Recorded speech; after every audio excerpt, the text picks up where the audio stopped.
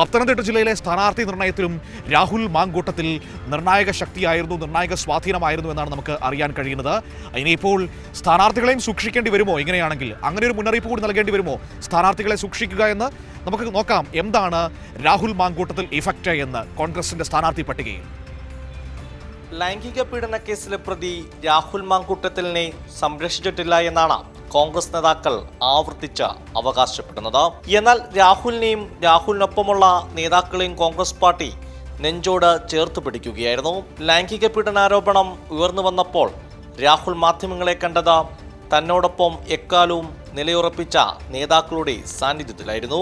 ഞാൻ കാരണം എൻ്റെ പാർട്ടി പ്രവർത്തകർക്ക് തലകുനിക്കുന്നൊരു സാഹചര്യം ഉണ്ടാകുന്നത് എനിക്ക് ഉൾക്കൊള്ളുവാനും അംഗീകരിക്കുവാനും കഴിയുന്ന കാര്യം. റിനോ പി രാജൻ, പഴകുളം ശിവദാസൻ, ഫെനി നൈനാൻ എന്നിവരാണ് രാഹുലിനെ പ്രതിരോധിക്കാൻ ഒപ്പം നിന്നത്. ഇവരെല്ലാം ഇന്ന് കോൺഗ്രസിന്റെ സ്ഥാനാർത്ഥികളാണ്, അതായത് കൈപ്പത്തി ചിഹ്നത്തിൽ വോട്ട് തേടുന്നവർ. രാഹുലിനോടുള്ള കോൺഗ്രസിന്റെ നിലപാട് ദുരൂഹമെന്ന CPIM പത്തനംതിട്ട ജില്ലാ secretariat member PB Harshakumar. Pathanamthitta ജില്ലയിലെ ഏതാണ്ട് 8-ലേറെ സ്ഥാനാർത്ഥികൾ അയാളുടെ സ്വന്തം ആളുകൾ നോമിനികൾ വരികയാണ്. അയാളുടെ കൂടി ക്രിമിനൽ പ്രവർത്തനങ്ങളിലെല്ലാം പങ്കാളികളായവരെല്ലാം സ്ഥാനാർത്ഥികളാണ്. ഏറ്റവും അവസാനം ഞാൻ പറയാം, പള്ളിക്കൽ ജില്ലാ പഞ്ചായത്ത് ഡിവിഷൻ അയാളുമായിട്ട് ഇപ്പോൾ രാഷ്ട്രീയ ബന്ധം സ്ഥാപിച്ചിരിക്കുന്ന ഒരാൾ ഇപ്പോൾ അവിടെ കഴിഞ്ഞ പ്രാവശ്യം ഇടതുപക്ഷ മുന്നണിയുടെ സ്ഥാനാർത്ഥിയായിരുന്നു.